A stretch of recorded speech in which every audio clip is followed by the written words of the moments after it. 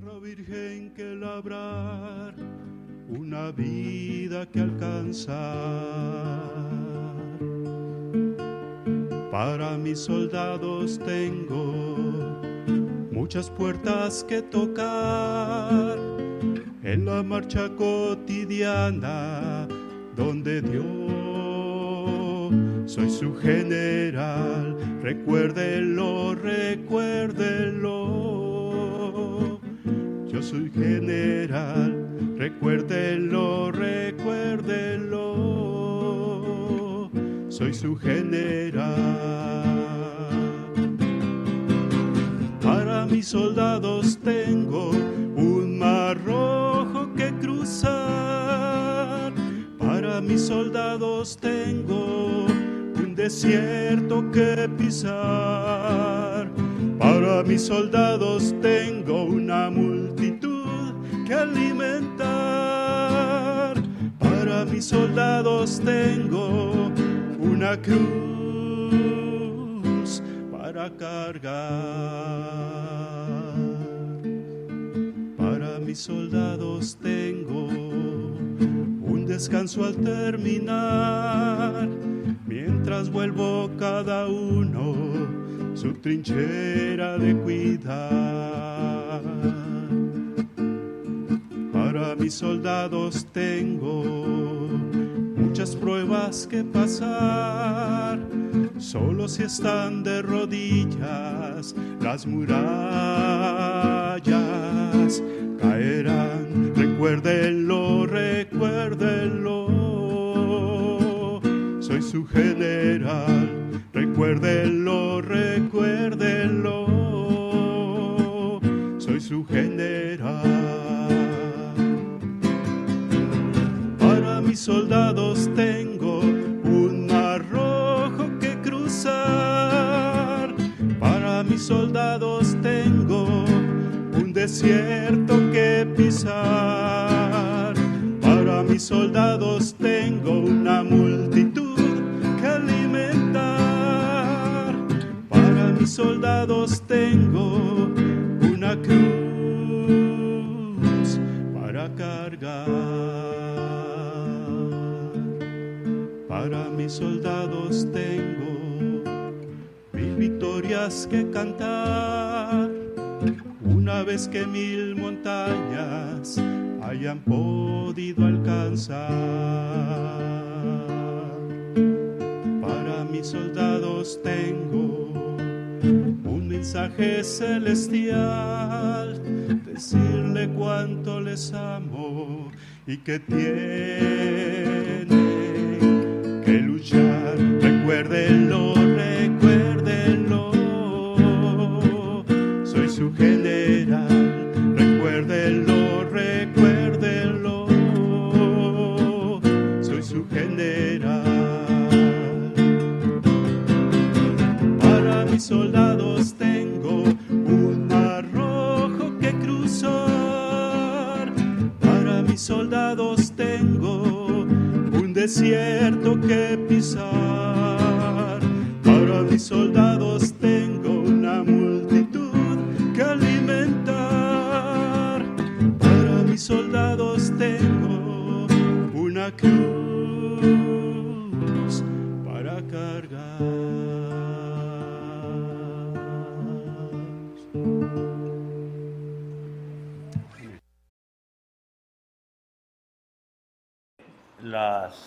Las pláticas que estaremos teniendo los miércoles, ya ayudados por los jóvenes que saben de esto, de dos maneras, para que haya oportunidad de preguntar a aquellos que puedan tener acceso a Zoom, o de esa manera estar conectados.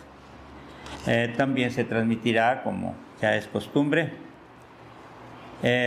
Cuando estábamos hablando de esto, debemos, porque así lo marcan los textos ahora, ver que el antecedente de los versículos 5:21 hasta el 9:6 que tenemos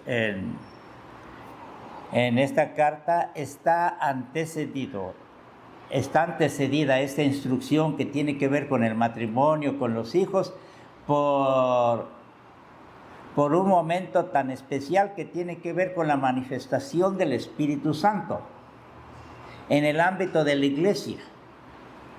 Y ya me anticipo para decirles, por lo general, vez tras vez ustedes encontrarán la manifestación del Espíritu Santo en un ámbito comunitario. Aquellos que quieren referir la manifestación del Espíritu Santo de una manera particular, individual, creo que necesitarían llegar al texto bíblico para darse cuenta que no van a encontrar tales textos como debiera ser.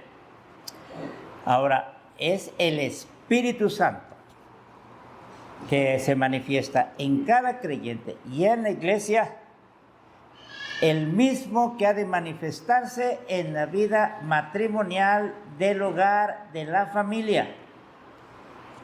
Y ahí la razón del por qué en la exposición del miércoles pasado les decía que esta carta está dirigida a la iglesia desde el capítulo 1 hasta el capítulo 6. Sí, pero en ella incluye instrucciones del matrimonio, del hogar, sí, porque el hogar y el matrimonio está concebido de parte de Dios como una extensión de la iglesia,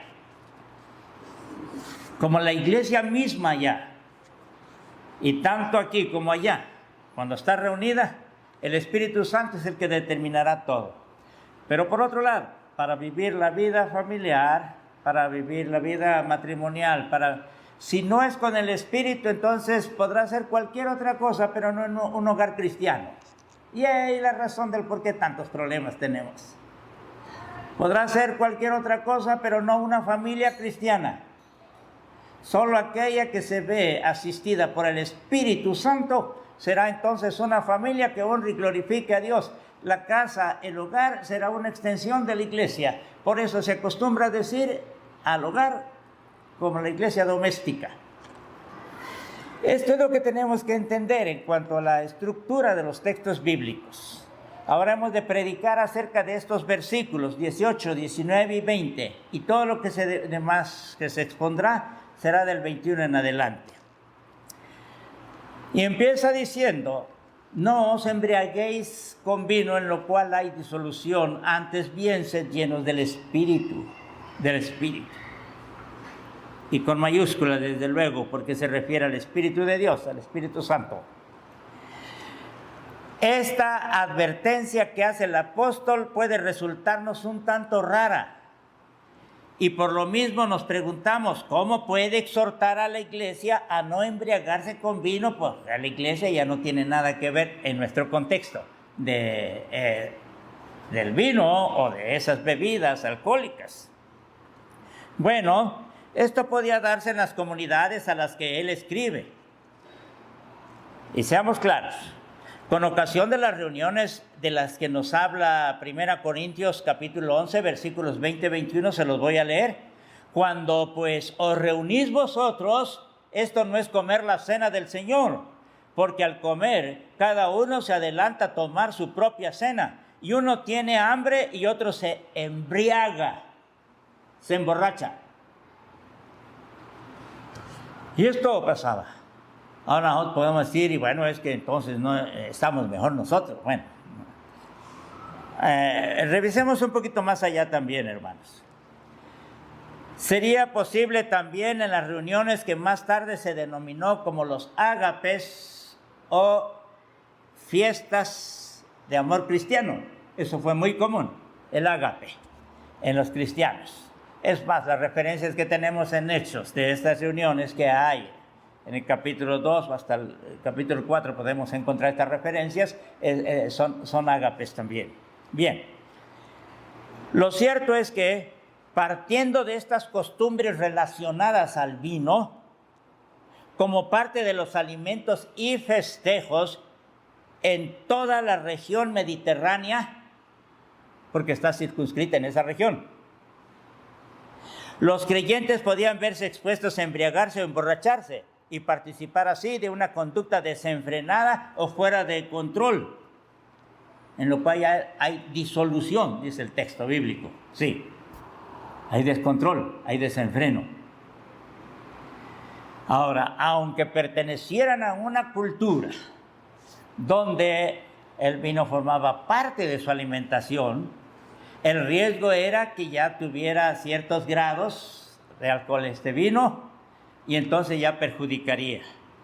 Y San Pablo no está diciendo aquí que no sigan esta costumbre milenaria que sigue hasta nuestros días, sí, del vino. Pero como se lo dice a Timoteo, que tome vino porque eso es bueno para su digestión. Pero no está hablando de un vino que ha de emborracharle debido al contenido alcohólico que pueda tener o los grados de alcohol. Ya ustedes sabrán más de esto. No porque lo hayan practicado, sino porque tienen información. A esta experiencia de la embriaguez, ¿está bien? Corresponde, o de la borrachera, corresponde el apóstol lo siguiente: antes sed llenos del Espíritu. En lugar de llenarse de vino que los va a descontrolar, dado las características de esta clase de vino, ya aclaré, llénense del Espíritu. El Espíritu es aquello de lo que tienen que llenarse los cristianos. ¿De qué tenemos que llenarnos nosotros? Del Espíritu. Del Espíritu y del Espíritu. Aunque en realidad, al llenarse del Espíritu es lo mismo que llenarse en el Espíritu. Porque el Espíritu es el poder de la presencia de Cristo. Y esa presencia nos llena. En cuyo ámbito penetra el cristiano, o entramos nosotros. Y en estas ambas direcciones vamos a referirlo. Cuando se abre este cristiano al Espíritu Santo o al Espíritu.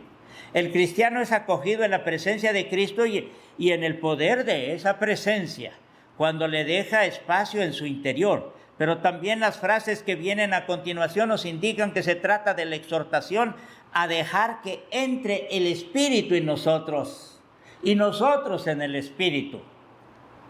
A partir del bautismo, como ya tantas veces se ha expuesto, se recibe el don del Espíritu Santo para cerrar con broche de oro esta experiencia. Sí. Recibiendo el don del Espíritu Santo, entonces el Espíritu viene a nosotros. Y a partir de ahí, nosotros también nos llenamos del Espíritu. Ahora, alguien puede decir, bueno, ya en el bautismo, ya recibí el don del Espíritu Santo y así continuaré. No. Hay algunas aclaraciones que esperamos ahora nos permitan comprender mejor. El contraste entre llenarse con vino y llenarse del Espíritu es obvio, hay un contraste, son cosas contrapuestas. Si se llena uno de esto, no se va uno a llenar de aquello. Y si nos llenamos del Espíritu, entonces lo otro no puede estar. Sí. Y si está es porque no nos hemos llenado del Espíritu. Así, no hay medias tintas aquí. El tiempo presente de sean llenos, en griego se usa para indicar que el acto de ser llenos, así en modo pasivo se dice, llenos del Espíritu, no es una experiencia de una vez para siempre, sino que se reitera una y otra vez. El llenarse del Espíritu, el ser llenos del Espíritu. Entonces surge una pregunta, y es comprensible. Si se ha hablado, y desde Hechos 2:38 y en las demás porciones de Romanos, y principalmente de Colosenses y todo, se nos va a decir de la presencia del Espíritu Santo en el bautismo, y a partir de ahí ya gozamos de ese Espíritu Santo. Ahora se nos está hablando de llenar. Sí, es que así debe ser. Pero ¿cómo se realizan las futuras llenuras del Espíritu? Los estudios que se han hecho, las investigaciones que se han hecho, rebasan la comprensión que respetablemente tuvo Juan Wesley en su movimiento wesleyano allá en la Inglaterra del 1700. Sí. Y apreciamos esa forma de entenderlo y transmitirlo. pero tuvo variantes. Al principio pensó que era después de la muerte, al morir. Después varió, pero no fue más allá, quizá ya no tuvo tiempo. Los estudiosos ahora nos permiten, y la Iglesia de la Reforma siempre continúa en esta comprensión, recibimos el Espíritu Santo en el bautismo y después hemos de estar llenándonos del Espíritu Santo. Pero la pregunta, ¿cómo se realiza la llenura del Espíritu de esta manera reiterativa? Una y otra vez. ¿Cuándo? ¿Dónde se realiza la llenura del Espíritu Santo? ¿Cuándo? Cuando estamos reunidos en la iglesia, en el templo, en la adoración que ofrecemos a Dios. Vamos a avanzar en la exposición. Ahí nos contestamos cuando adoramos, en la iglesia, el dónde. Ahora, pero ¿cómo se realiza eso en el ámbito de la iglesia, de la comunidad? Y quiero decirles, hermanos,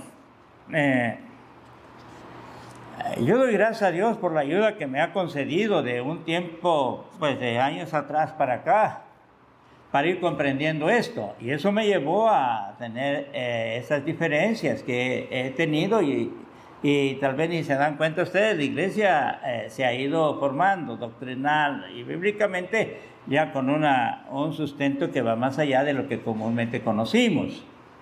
Y Dios nos ha permitido.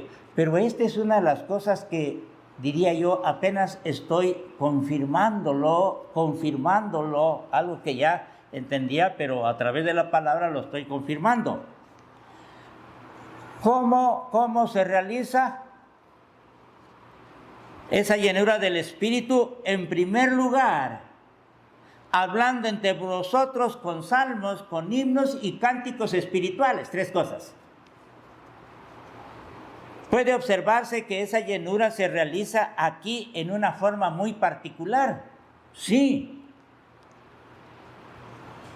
Con salmos, con himnos y cánticos espirituales.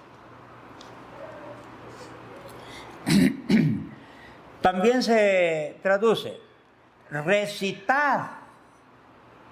Ya se estarán acordando de esa expresión que tengo un poquito de insistencia para que se pongan los programas. Recitad entre vosotros salmos, himnos y cánticos espirituales. Así lo traduce la Biblia de Jerusalén, que es un tanto literal. Echamos mano de esa versión porque es la más literal de las versiones y nos ayuda en determinados momentos. Y lo literal es porque lo traspasa tal así, sin mayores variantes de sus originales, aunque no sea muy comprensible a veces, pero respetan eso. Ya sea hablando o recitando, la congregación crea con esta práctica una atmósfera que propicia la manifestación del Espíritu. Esta es la razón del por qué. Desde el comienzo de la iglesia se procuró incluir en la liturgia dichos elementos.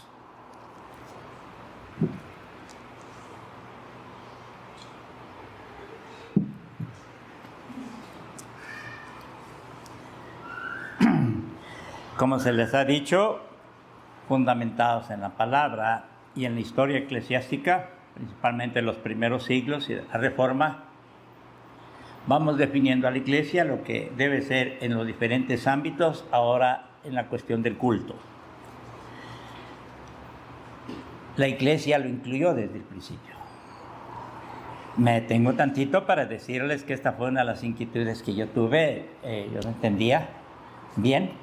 Cuando inició la iglesia, inició algo que algunos pues vinieron y ya así encontraron los programas, el culto. Pero antes los salmos figuraban muy poco. Casi no estaban en la liturgia. Y yo entendía, al conocer nuestro fundamento eclesiástico, bueno, ¿por qué razón están? ¿Por qué no están? Eso es la razón del por qué ponemos salmos aquí. Es la razón por qué le estoy invitando a la iglesia que aprenda de memoria salmos. Cuán amables son tus moradas, oh Jehová de los ejércitos. Anhela mi alma y aún ardientemente desea los atrios de Jehová. Mi corazón y mi carne cantan al Dios. Hermanos, es que si algo vamos a aprender o memorizarnos, que sea esto que tiene vida. Y oigan bien, y cuando lo recitamos juntos, el Espíritu, porque la palabra lo dice, el Espíritu de Dios empieza a moverse entre nosotros.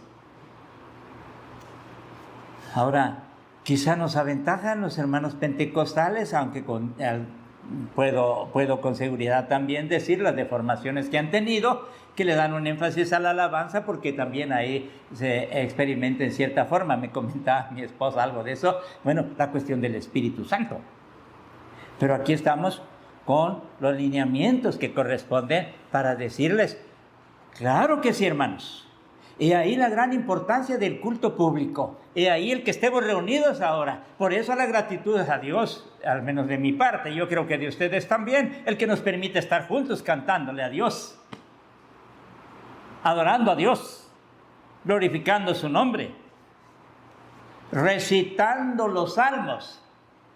Los salmos son, con certeza, únicamente los salmos del Antiguo Testamento, que se mencionan también en San Lucas capítulo 20, 42, 24, 44, Hechos 1, 20 y 13, 33. Todas estas citas están en el artículo, para que ustedes, si están inquietos, puedan revisarlo, porque tiene que ver con variantes, hermanos, o al menos con retomar la importancia que tiene el culto que ofrecemos a Dios, y la razón del por qué se tendrá que insistir más con estas cosas.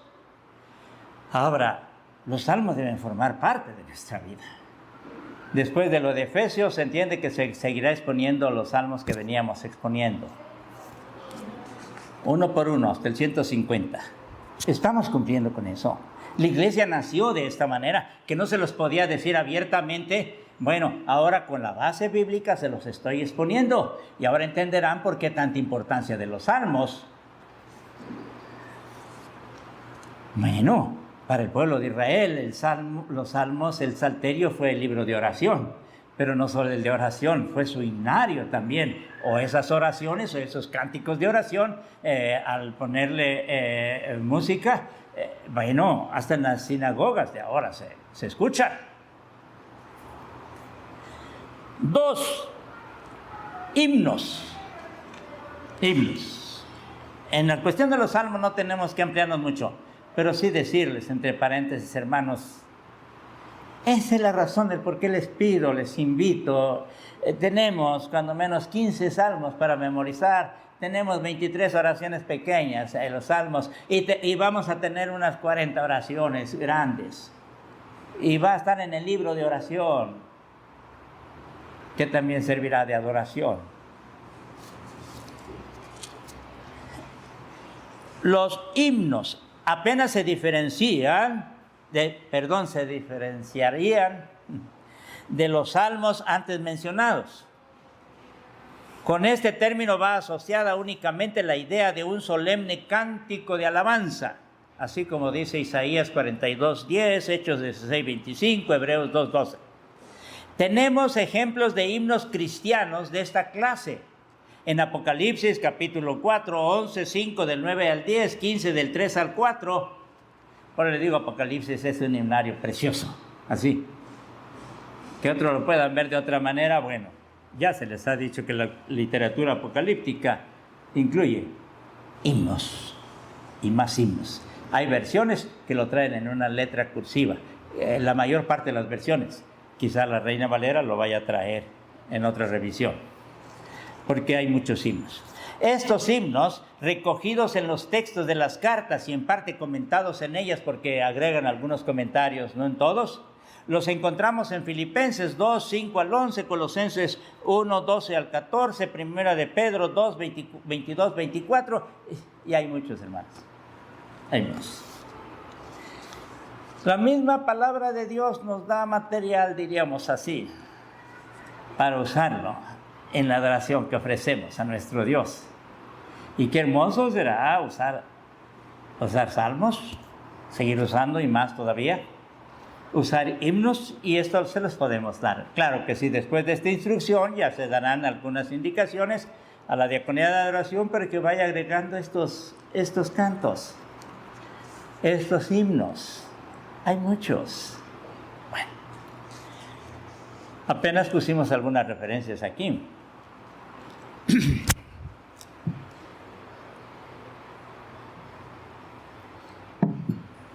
Bueno, entonces hay que hacer a un lado el himnario, el estribillero, porque no está dentro de estos himnos que tienen letra bíblica. No, hermanos. 3, los cánticos. Los cánticos. Acuérdense, himnos. Sí, salmos, himnos y cánticos. De acuerdo a la expresión original es odé. Diremos que son odas o poemas líricos, de acuerdo a Apocalipsis 14:3. Hay un libro que se conoce como las Odas de Salomón, ¿sí? Y hay una insistencia en ese libro de que todo es producto de la manifestación del Espíritu Santo en quienes compusieron estas odas. Estos cánticos se complementan con el adjetivo de espirituales. Y en esto sí necesito marcar un poco más este asunto. Estos cánticos se complementan con el adjetivo de espirituales, es decir, cánticos espirituales. Es decir, cánticos nacidos del Espíritu e impulsados por el Espíritu. Esta adición de espirituales es necesaria, sí, aquí en las odas. Bueno, también las otras tienen que ver con el Espíritu, pues todos los escritos sagrados fueron inspirados por el Espíritu Santo. Por eso se conoce como a los escritores se les dice agiógrafos o escritores santos. Sí, pero estos que no tienen, diríamos, exactamente base o tomadas de las palabras directamente de la Biblia, bueno, son cánticos también que deben formar parte de nuestra adoración, siempre y cuando sean espirituales. Y aquí sí tenemos problemas, hermanos. Y esperamos que vaya quedando claro esto. Hermano Octavio cantó un canto de una persona que a nosotros nos bendice. Sí. No como otros, perdón. Pero él sí.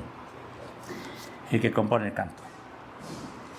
Debemos tener cuidado que sean de personas que verdaderamente están llenas del Espíritu Santo, se ven guiadas o movidas por el Espíritu Santo. ¿Por qué? Porque esos cantos van a tener una función, transmitir el Espíritu a la congregación. Y no nada más letras que, porque, es que yo estoy inspirado ahorita y no, tienen que tener un estricto cuidado en cuanto a las verdades bíblicas dentro de un contexto doctrinal. Se dice con buena calidad literaria, pero también musical. Sí, esos pasan el criterio. ¿Por qué debemos cuidar? Porque estos cantos ciertamente no son transcripciones de palabras bíblicas exactamente, o transliteraciones, pero han de estar asistidos, quienes lo compongan por el Espíritu Santo. Porque cuando se cantan en la comunidad, cumplirán esa sagrada función de crear la atmósfera donde el Espíritu Santo gusta manifestarse. Este contexto es eclesiástico, hermanos, lo que estamos refiriendo acá. Insisto mucho, pero espero que nunca se vayan a olvidar. La carta de los Efesios es de el primer al último versículo dirigido a la iglesia en sus diferentes formas. Ahora, hay otras porciones, desde luego, en las cartas que tienen que ver con la ética cristiana, con estar en otros lugares, pero esta es iglesia, Efesios, los 6 capítulos. Bien, y dentro de eso está aquí la adoración al Señor. Aunque en realidad la aplicación debe extenderse a las 2 categorías anteriores, salmos, como ya les aclaré, e himnos. Por consiguiente, si se pasa el criterio de que los cánticos sean verdaderamente de personas que, movidos por el Espíritu, han compuesto, adelante. Perdón. Una y otra vez, cuando me encuentro con uno de los cantos que compuso nuestro hermano Octavio acerca del hijo pródigo, sigo dando gracias a Dios por eso. Y así como esos otros cantos. Sé quién lo compuso. Los demás a veces no sé. Debemos ser celosos en esto, hermanos, tener cuidado. Bien.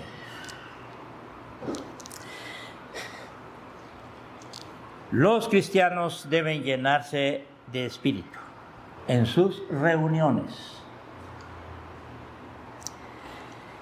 y deben llegar a entender de esta manera, porque el Espíritu Santo lo permite, porque esa llenura nos permite eso. Y debe llegar a entender de esta manera cuál es la voluntad de Dios. Cuando nos vemos impregnados, voy a usar ese término, ¿sí?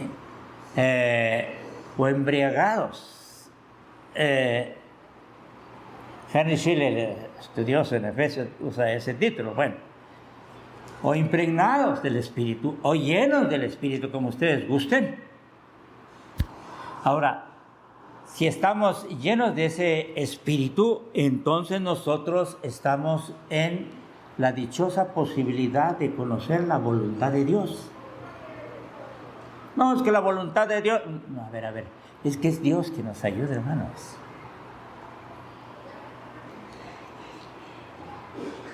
Haciéndose así lo suficientemente sabios, como ya se ha dicho en los versículos anteriores, hermanos, las predicaciones anteriores, para vivir una vida luminosa, una luz de Cristo, se nos ha dicho en estos textos, una vida luminosa que esté en consonancia con estos tiempos de decisión, con estos tiempos de días malos, dice el texto bíblico, y como les agregaba al exponerlo, y muy malos, y los más malos. Ahora, si algo va a ayudarnos para estar entendiendo la voluntad de Dios en las diferentes situaciones de nuestra vida, es que el Espíritu Santo nos asista, hermanos. Ese Espíritu Santo que al estar en el templo y al cantar y al participar de estos salmos, himnos y cánticos espirituales, gozaremos de eso. Esa es la bendición. Insisto, porque esto nos va a permitir apreciar el gran significado que tienen nuestras reuniones, nuestros tiempos de adoración, de alabanza a Dios, estar aquí en el templo. Es cierto, el templo ya no tiene el mismo significado que tuvo el templo de Salomón, allá por el año 1000 o el 900, los conservadores, antes de Cristo. O el templo que se levantó en los tiempos de Nehemías y de Esdras, Zorobabel y Josué, allá por el 500. O el templo de Herodes, que es el que se califica como una de las 7 maravillas del mundo, que llevó 40 y tantos años construirlo en los tiempos del Señor Jesús.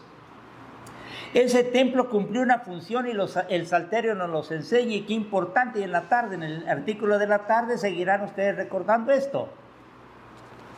Pero ahora, cuando el Señor Jesús dice: los que van a adorar a Dios, al Padre, es necesario que lo adoren en espíritu y en verdad. En espíritu por la asistencia del Espíritu Santo, la verdad por la revelación bíblica que tenemos. Fuera del Espíritu y fuera de la revelación bíblica, cualquier canto es pagano. Y más nos vale tener cuidado con eso. Ahora, entonces ya no podemos cantar. Bueno, cántenla ya, canten los jóvenes si quieren llevar serenata. Bueno, tal vez les demos permiso. No, hermanos, pero aquí son cánticos espirituales. Cuando todo esto conforma la adoración a nuestro Dios, hermanos, entremos sabiendo que estamos caminando en un lugar santo. Y no voy a decirles que nos quitemos las sandalias, pero al menos cualquier cosa que vaya a estorbar, sí quitémoslo. Ahora entenderemos por qué debe haber una especial reverencia. Y que me acuerde la hermana Fernandita, porque después de esta exposición me sentiría muy mal delante de Dios si no tomo las medidas pertinentes para que no haya irreverencias, como los que a veces se han dado. No, hermanos. ¿Por qué? Porque si ustedes y yo no concebimos que el tiempo que dedicamos a Dios para adorar es santo, no le encuentro sentido al que estemos haciendo eso. Porque la Biblia nos dice, porque Dios lo quiere. Y como una comunidad, sí, debemos hacerlo. Ay, hermanos, voy a darles referencias de la iglesia primitiva. Cuán impregnado tenían esto. Ahorita baste nada más decirles así. En lo personal, doy gracias a Dios porque me permite predicar este mensaje. Porque en el interior de mi corazón, o por lo que Dios me ha permitido en otros tiempos y en lo que he leído y he anhelado siempre eso.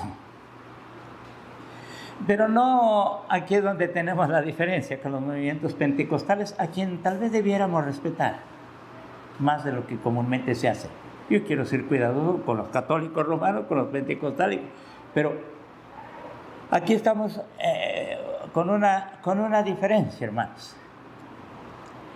Lo que nos va a mover para cantar hacia Dios con este material no es la motivación que tenga quien dirija la adoración o los cantos, o anime, o grite y entusiasme. Mucho cuidado con eso. Eso es externo. Y a mí se me hace que a Dios no le gustan las motivaciones externas, porque Él quiere que brote de corazones agradecidos, como termina el texto bíblico. Sí, es de adentro para afuera. Y qué bueno que los demás estén cantando conmigo, o como decía el hermano Samuel Berián, canta, hermano, canta, morite pues, en su lenguaje el hermano Samuel. No. Y no dependamos de eso, porque cada quien, muy dentro de su corazón, tiene una profunda gratitud, si la tiene. Entonces que se vea movido, que ese sea el motor, que lo demás se complemente y que, eso sí, agradable a Dios. Pero los adoradores es en espíritu y en verdad, y como dice esta porción bíblica terminando acá, dando siempre gracias por todo a Dios y Padre en el nombre de nuestro Señor Jesucristo. Sí, pero al terminar el versículo 19 dice, cantando y alabando al Señor en vuestros corazones, en vuestros corazones. Quizás esto sea una de las cuestiones que vaya definiendo otras cosas en la vida de nuestra iglesia, en cuanto a la adoración. Sí, debe serlo. al menos completarlo, o completar algunas cosas. Pero la invitación es esta, hermanos, que ustedes y yo sepamos valorar lo que es este lugar. Y aquí no se está hablando de construcciones sofisticadas y de, sí, tal vez sea bueno que se cierren los ventanales, que haya aire acondicionado y que no. Lo que importa es que cada corazón de veras venga para adorar a Dios y que el Espíritu Santo encuentre en cada corazón un recipiente propicio para que pueda descender o manifestarse, y que nosotros con un anhelo ferviente podamos vernos asistidos por el Espíritu Santo. Anhelemos esa presencia.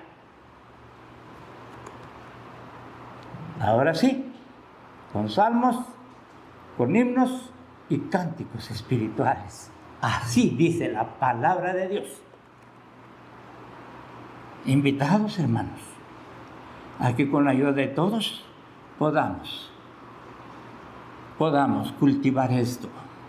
Y no digan que es exageración algunas cosas, para cuidar la reverencia, el momento, la dirección, la preparación. Sí, Dios nos dé fuerzas todavía y podamos verdaderamente glorificar a Dios así. Y el Espíritu de Dios, ahora sí cantemos, el Espíritu de Dios está aquí. Cuando toque ese canto, vamos a continuar.